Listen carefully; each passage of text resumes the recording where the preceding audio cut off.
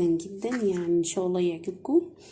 الفيديو ده نعمله ان شاء الله. الوصفة اللي هنعملها مع بعض دي حلوة قوي، بتدي ريحة للجسم، نعومة، تفتيح. بصوا بجد حلوة قوي. الوصفة بتاعتنا هتتكون من 3 مكونات بس. معانا اول حاجة زيت الورد. ممكن زيت الورد ده عايزه اقول لكم ان هو من الحاجات الحلوه جدا في التفتيح، وريحته كمان جميله جدا.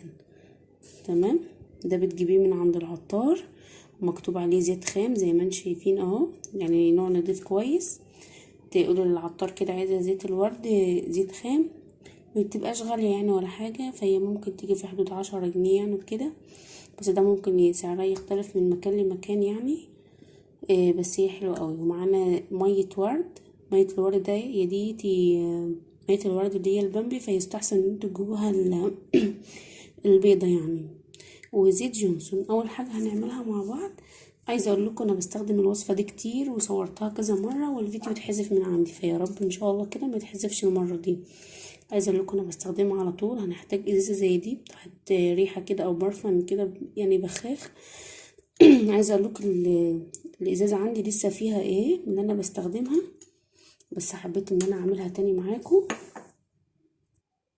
هنحط كده ميه الورد في الازازه بتاعتنا، نص الازازه بتاعتنا كده ميه ورد. طبعا اللي عندي الكميه قربت تخلص من الازاز معايا، فانا مش هامله الازازه كلها عشان بس معايا في كميه بدات ان هي تقل معايا. بعد كده هحط كده ربع الكميه اللي حطيتها ميه ورد، هحطها زيت الورد. تمام. واكمل بقى بزيت جونسون. عايزه اقول لكم حلوه قوي الوصفه دي اخر يعني بجد حاجه معايا بجد حلوه قوي قوي قوي. تمام. هتعجبكم قوي جدا يعني. هنقفلها بقى كده ونرجها كويس، ونحطها بقى كده يعني نرش منها كده كترطيب، يعني بجد حلوه قوي ونعومه ولمعان بجد تحفه. اهم حاجه بس كده قبل الاستخدام نرجها كده كويس ونعمل. عايزه اوريكم كمان عايزه اوريكم على ايدي كده.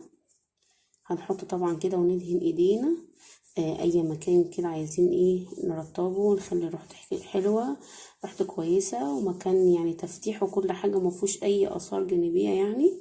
حلو قوي. شايفين ما شاء الله اللمعان. عايزه اقول لكم بقى نعومه ولمعان حلو قوي بجد. جربوا الوصفه دي وقولوا له ايه رايكم. ما تنسوش تعملوا لايك واشتراك في القناه.